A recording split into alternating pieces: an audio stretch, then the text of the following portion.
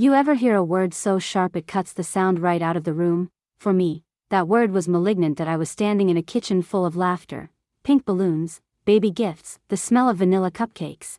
When my doctor said it, stage 2, but treatable, she told me gently. Everyone else kept laughing, but all I could hear was that one word, echoing like a siren inside my skull. That I pressed the phone tighter to my ear, trying to sound calm, trying not to crumble. How soon? I asked. Within 2 weeks, she said. Next Friday would be ideal. Next Friday, the timing hit me. My sister's baby was due in 3 weeks, her life was beginning, and mine might be ending. I'll call you back, I whispered, my voice breaking. She hesitated. Please don't wait too long, Emily. Early intervention saves lives. I ended the call. My hand still held a tiny onesie that said Daddy's Princess. Emily, my sister called from across the room. Are you seriously on your phone right now? This is my baby shower. Dozens of faces turned toward me, smiling a moment ago, now quietly judging. I'm sorry, I muttered. It was important. Everything's always important with you, she said, voice sweet but sharp. Can't you go 5 minutes without making it about yourself? I swallowed hard, forcing a smile. I'd learned over the years not to fight her. She was the golden one, the doctor, the wife, the perfect daughter. That I was the quiet shadow, the one who never quite measured up. That I folded tiny clothes while she glowed under everyone's attention. Her colleagues from the hospital circled around her like satellites. Our parents watched her with pride, like she'd hung the stars herself. That my phone buzzed again. A text from Dr. Williams. Please confirm surgery date. This tumor can be aggressive. My throat tightened. I needed support. I needed someone to tell me it would be okay, but when I looked around that room, I knew, this wasn't the place. Emily, my mother said sharply, no phones at the table. I hesitated, then said it quietly, that was my doctor calling. I have cancer. The words hung in the air like smoke. Silence. Then, my sister laughed. Actually laughed. Oh my God, you're joking, right? You're announcing cancer at my baby shower? Her laughter twisted into words that still burn in my chest. You always find a way to steal attention. Always some drama. You're unbelievable. I stood there frozen, humiliated, while everyone watched. She kept going, voice growing louder. I'm an oncology resident.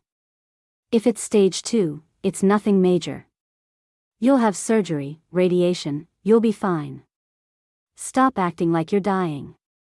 Minor issues, she called my cancer minor issues, and no one stood up for me. That I felt like I'd fallen through the floor. That I whispered, it's still cancer, Sarah.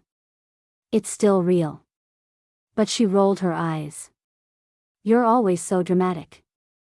Then her supervisor, Dr. Rodriguez, stood up from the table, her tone cut through the room. Even manageable cancer is still cancer, she said quietly. She pulled Sarah aside, and through the thin wall, I heard every word. You mocked a patient's diagnosis.